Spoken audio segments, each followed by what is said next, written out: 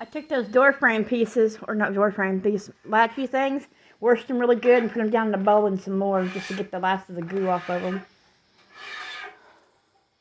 This shit works. You know? I'm thinking of other things that I could use that on that would really cut the grease, you know? And the crap off of it.